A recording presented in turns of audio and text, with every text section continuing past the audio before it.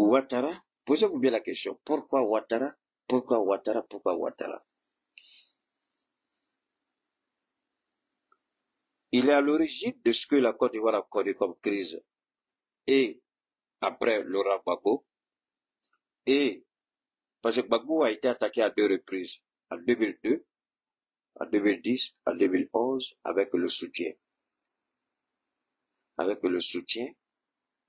de la France, des États-Unis, de l'Union européenne. Alors ce que je veux dire ici rapidement, Ouattara a la possibilité de rectifier les choses, mais il ne le fera pas. La haine l'a aveuglé. La haine l'a endurci. La haine l'a rendu méprisable et méprisant. Je dis bien méprisable et méprisant. De sorte que il ne voit rien d'autre. Il se prend pour un dieu. Ce n'est bon que quand ça vient de lui. Mais tout ce qui vient des autres est mauvais et à détruire. Il s'en fout du droit. Il s'en fout de la justice. C'est sa volonté qui fait office de loi. On est dans un pays, soi-disant république, mais en réalité, la Côte d'Ivoire est gérée comme une monarchie, selon la volonté du monarque. C'est ce à quoi on assiste. Et ici, je répète encore, Ouattara donne des armes et Ouattara décide de s'attaquer au régime du président Laurent Gbagbo. Il avait à l'époque, en 1995, menacé le régime du président Aimé Henri Konan Bédié, qui lui repose en paix. En 1999, avec son anglais tordu, un anglais moribond, un anglais médiocre, ridicule, pour quelqu'un qui a un PhD, il parle un anglais aussi stupide, this is a revolution. C'est ce qu'il a dit, le jour de ce coup d'État. Mais le même idiot, malhonnête, sans foi ni loi, le crétin, l'irresponsable, le maléfique et sataniste, Dramane Ouattara, était celui qui était prêt à tuer les Nigériens pour installer Bazoum.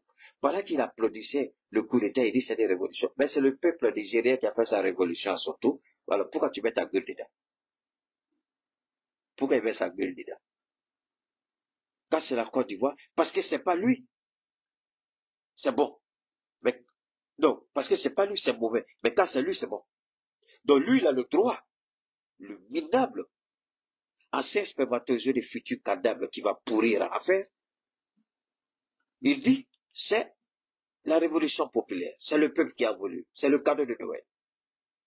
Mais quand le général fait la même chose au Niger, alors, il faut utiliser la force.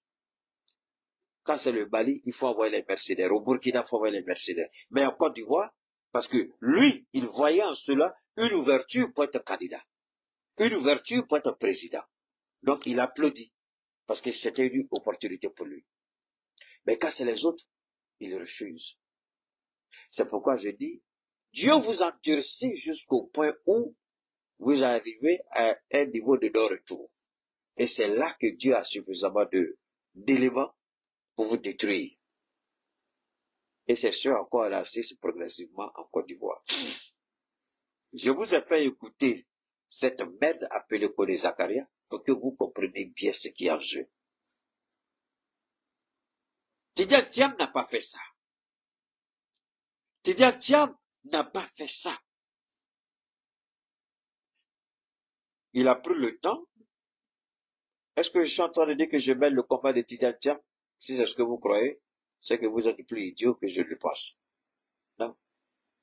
Je me bats pour la justice et le droit. C'est tout. Il y a quelqu'un qui est opprimé. Il est opprimé. On refuse de lui reconnaître son droit à cause de la politique. On va jusqu'à étaler sa bestialité, son amosité. Ça, c'est Alassane Ouattara. Mais tout le monde sait qu'il faut y présenter. Tout le monde sait que toi, tu écris trop, mon ami. Ah, il faut arrêter d'appuyer les gens ici. Là. Tu écris trop. Et puis, tes caractères là sont trop gros que tu empêches les gens. Là. Il faut pas faire trop de trucs ici. Là. Alors, Tidjane Thiam, c'est pas ce qu'il a fait. Merci beaucoup, Joseph. Il se détruit, Joseph. C'est parce que Tidjane Thiam a fait. Tidjane Thiam a dit, c'est un combat. Je remets ma présidence entre vos mains. Aïe, aïe, aïe. Oh, Tidjane Thiam a démissionné. Oh, Tidjane Thiam a démissionné. J'ai dit, regardez-moi ces analphabètes-là. Est-ce que je dois être le seul à comprendre le français ou l'action politique? Alors, donc, quand je dis je suis stratège, quand je dis je suis bon dans mon domaine, quand je dis je maîtrise la communication, haïssez-moi, détestez-moi, mais voilà Dieu encore qui me relève ici. Vous avez parlé de démission? Mais quand démissionne, on n'organise plus un congrès extraordinaire pour vous élire. Est-ce que dans le monde entier, j'ai été le seul à dire que Tidjane Thiam n'a pas démissionné? J'ai été le seul dans le monde. Même vos grands spécialistes, il a démissionné. J'ai dit, voilà les idiots, il n'a pas démissionné. Permettez-moi, les gens sont en train de nous blaguer. Ils ont dit, ils vont pas couper, et puis ils ont coupé. Permettez-moi rapidement, je vais gérer cette petite partie, et puis on va revenir à la deuxième partie. Parce que là, les gens, ils sont trop forts. Hein? Vous là, vous allez, vous allez gâter tout. Ils sont tellement forts. Vous les vedettes, c'est eux qui font ça. Ah, mais c'est pas grave. On va conclure rapidement. Je pense que la lumière, elle est bonne. Elle est suffisamment bonne. Alors donc, ici, j'insiste. J'ai été le seul dans ce grand monde à dire que Tidjane Thiam n'a pas démissionné. Le seul. Aïe. Le seul. Bon, ne vous en faites pas. Comme ils ont, finalement, j'aime pas l'homme derrière, mais c'est comme ça, hein. Le temps, on va finir cette première partie, et puis je vais mettre le groupe en marche. J'ai dit, Tidjane Thiam n'a pas démissionné. Il a remis son pouvoir entre les mains du PDC RDA. Parce que, j'ai dit, il a quelque chose à faire et il ne voudrait pas que le PDC soit impliqué dedans. Mais le PDC, à son tour, a jugé utile de réorganiser un congrès extraordinaire pour lui. Et le congrès a été fait. C'est là que vous avez vu cette malédiction et sa bouche pourrie là. Elle ne sait même pas laver son kojo correctement là. La bêtise qui dit que cette femme là, cette Poclel, le jeu, le ballon de terrain des hommes de RHDP là. Mais alors, voilà que Tidjane Thiam revient en force, plus puissant qu'avant. Vous m'avez dédié, vous m'avez fait. Maintenant le PDC dit plan A, plan B, plan C, plan Z, de A à Z, c'est Tidjane Thiam. Le PPRCI dit plan A à Z, c'est Baboulo là. Que j'aime dit, c'est Blegoudé, d'accord? Maintenant la question que chacun se pose, avec sa réélection à plus de 97%, qu'est-ce qu'il va faire? Qu'est-ce qu'il va faire? Ça, je vais le développer, mais ne soyez pas pressés. On va le faire. La réalité, c'est celle-là. Tidjane Thiam vient, de démontrer aux criminels sans foi du loi, le menteur pathétique et pathologique, avec son fils au raté, criminel aussi bien que le père, parce qu'un père assassin, rien de bon ne peut sortir d'un père comme Ouattara. Parce que si on vous dit ce que son fils David fait, Allah. David, là, tu peux pas être joli et puis venir, et puis lui va te regarder, il va parler après toi. Parce que de toute façon, sa femme est morte là. On nous a pas dit. On dit, ah, c'est beau de tête, et puis elle est tombée dans la. C'est un coureur de jupons. C'est un homme à femme comme son papa. Ce sont ces bêtises là qui ont fait que la dame, elle a fait crise cardiaque. Ils n'ont pas dit la vérité. C'est crise cardiaque qui a tué la petite Blanche là. David ne voit pas femme loupée. Les femmes bouddhistes là, qui étaient célibataires, qui venaient de perdre leur mari, mais qui sont dans les moments de flottement là. Il y a deux femmes seulement au RHDP qui n'ont pas fait leur la Corée actuelle, Kaba et puis Marietou. Sur toutes les autres là, elles ont allumé. Ils ont allumé toutes les autres. C'est Marietou, Kodé, et puis Kaba Dialé. Les deux là. Aïe, aïe, aïe, ils n'ont pas eu guerre. La réalité, c'est ça. Tidjane Thiam démontre à la face du monde et aux Ivoiriens qu'il y a une façon de faire la politique. Il y a une façon de... Et Tidjane vient de démontrer à ce vieillard corrompu, à ce vieillard sans foi des lois, il vient de lui dire que, attention, c'est pas comme ça. façon tu fais là, c'est pas ça. Alors on va essayer de voir si on peut écouter ce que Tidjane Thiam a dit. On va écouter Tidjane Thiam, j'espère qu'on pourra le faire.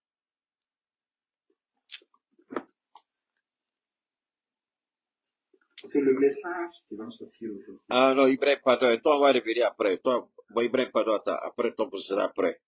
Ibrahim, pour toi, ce sera après. Ok, je vais revenir ici d'abord, rapidement, hein.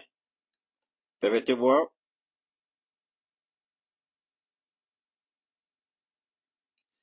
Je reviens, hein. Ok, c'est l'actualité est riche. On va écouter Tidjane Thiam ici d'abord, et pas continuer. En politique, quand quelque chose ne marche pas, Écoutons bien. il faut arrêter ou changer. Voilà. Parce que tout ce que ces injures et ces critiques ont fait, c'est renforcer chaque jour ma popularité.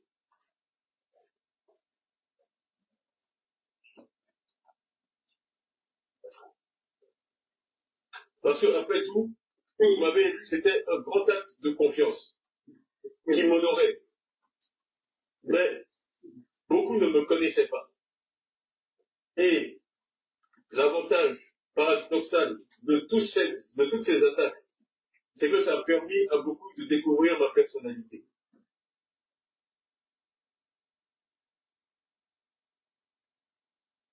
Et de savoir que vous avez un président qui est serein, qui n'est pas perturbé par les attaques, qui est déterminé, qui sait où il va et qui sait où il veut vous amener.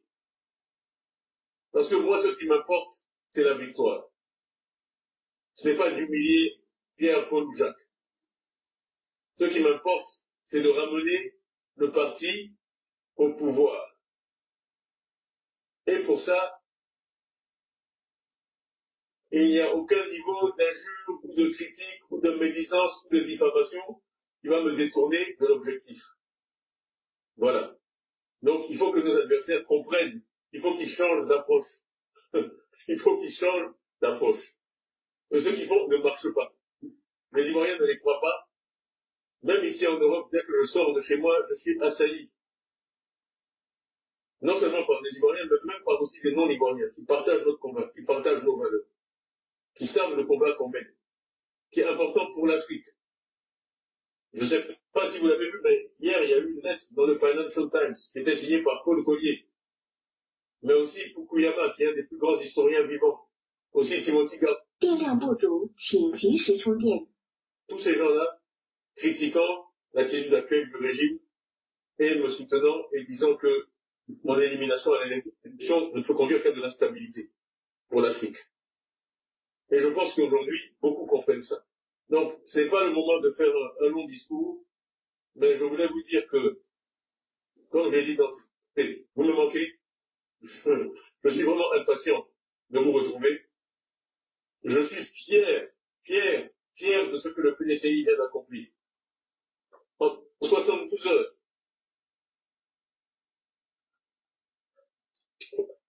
Je remercie tous ceux qui ont collaboré, le comité électoral, le comité, nos anciens, le ministre d'État Bombay, et bien sûr, au premier rang, notre président intérimaire, Nkomo Mobio, que je vous demande d'applaudir copieusement.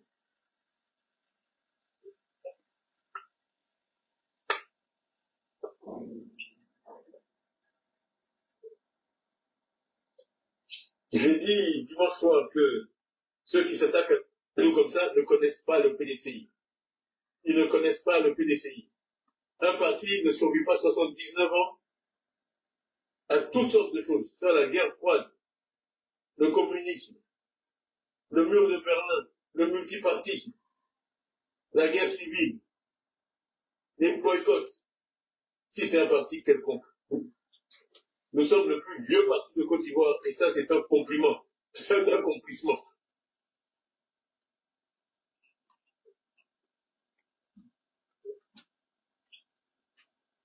J'espère que vous saisissez bien. Le PDCI ne partira jamais. Il était là hier, il est là aujourd'hui. Aujourd'hui, il y a Tidjane Thiam, demain, il y aura quelqu'un d'autre, on sera toujours là. Voilà, c'est ça qu'il faut comprendre. La Côte d'Ivoire sans le PDCI n'existe pas. Ça, c'est clair. C'est pas compliqué. Et donc, ceux qui imaginent un PDCI réduit, un PDCI laminé, eh ben, ils se trompent. Ah bon. Et on va leur montrer qu'ils se trompent. Voilà. Donc vraiment, merci à tous. J'étais en train de citer tous ceux qui ont contribué à ça. Voilà. On aurait dit que le PDCI pouvait en 72 heures organiser un congrès extraordinaire éclaté de façon remarquable. Je pense que il y aurait eu un certain scepticisme. Alors, vous savez, qu'est-ce qu'il faut retenir rapidement? Il y a beaucoup de choses à dire, mais comme on est pris par le temps, on va pas aller. Ici, j'insiste et je persiste et je vous en prie. Le PDC vient de démontrer à la face du monde qu'il est un parti organisé, un parti hiérarchisé, un parti conquérant, un parti non violent, un parti qui sait tirer avantage des défis, des situations ou des difficultés. Mais un parti qui ne vit pas et qui ne respire pas à cause d'une seule personne. Il a dit, sans Tidjane Thiam, il y aura le PDC-RDA. Mais qui peut imaginer un RHDP sans ce voleur criminel, cet assassin, comment on dit, assassin, c'est ça? C'est un assassin. Qui peut imaginer un RHDP sans ce voleur Draman, sans ce criminel Draman? Parce que les actes du RHDP vont suivre le RHDP jusqu'à la mort du RHDP. Pourquoi le PDCI arrive toujours à se surprendre, à surmonter, à se reconstruire, parce que c'est un parti non violent. Et c'est ça qui reste dans la mémoire collective des Ivoiriens et des Africains, ainsi que dans le monde. Quand vous avez un parti conquérant, qu'est-ce que les gens retiennent de vous? Votre capacité à vous surpasser, votre capacité à vous remodeler. Alors, cela me permet de dire aux partis politiques du Mali, vous pouvez aller sur tous les plateaux du monde, crier Woyo Waya, Woyo Waya. Assimi Goïta ne changera pas d'un iota sa décision. Vous êtes dissous, apprenez à vous organiser. Regardez un peu le PDC-RDA. C'est aujourd'hui une véritable institution. En Afrique, pas seulement en Afrique occidentale, pas seulement en Afrique de l'Ouest, à part l'ANC,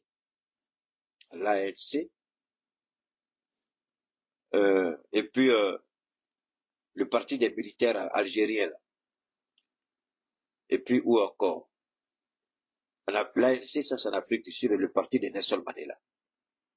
Montrez-moi un seul parti qui a mené le pays à l'indépendance. Le président n'est plus. Je crois il y a la Guinée aussi, non? Le parti de Sékou Touré, là.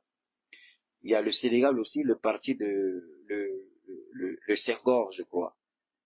Mais le PDC-RDA est le seul parti aujourd'hui. L'ANC est au pouvoir. Donc, comparer l'ANC au PDC, c'est autre chose.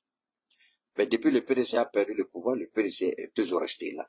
Et c'est cette démonstration de force qu'il faut. Et malheureusement, les idiots qui sont sur le plateau de télé là, qui ne comprennent rien à rien, ça c'est une leçon d'histoire, une leçon politique. Il dit, je remets mon pouvoir entre vos mains, faites-en ce que vous voulez. Les gens disent, c'est toi. Donc ça veut dire que, maintenant, cette stratégie du PDC permet au monde de voir Ouattara comme un voleur, un criminel, un menteur, un corrompu et une menace pour la stabilité de la sous-région. Alors, ce que les idiots moutons ne comprennent pas, c'est avec cette petite partie-là que je vais conclure, tout en laissant, il y a un vrai point que je n'ai pas développé maintenant, parce qu'il faut que je parle du Burkina maintenant, là, puis du Mali encore. J'ai beaucoup fait pour la Côte d'Ivoire pendant 3 jours, il faut que je m'occupe un peu du Sahel. Ici, le PDC vient de montrer au monde qui est Ouattara. Les gens peuvent ne pas comprendre la symbolique de ce congrès extraordinaire éclaté. Ils peuvent ne pas comprendre la réélection, mais ça, ce sont les petits esprits. Selon tous les politiciens avertis et aguerris vont vous dire que le PDC vient de détruire politiquement Alassane Ouattara. Est-ce que vous voyez? Bâtard, la folie dit à ta maman. Voilà. Alors, ça c'est clair. Et le PDCRDA vient de démontrer que Alassane Dramane Ouattara, Dormez seconde,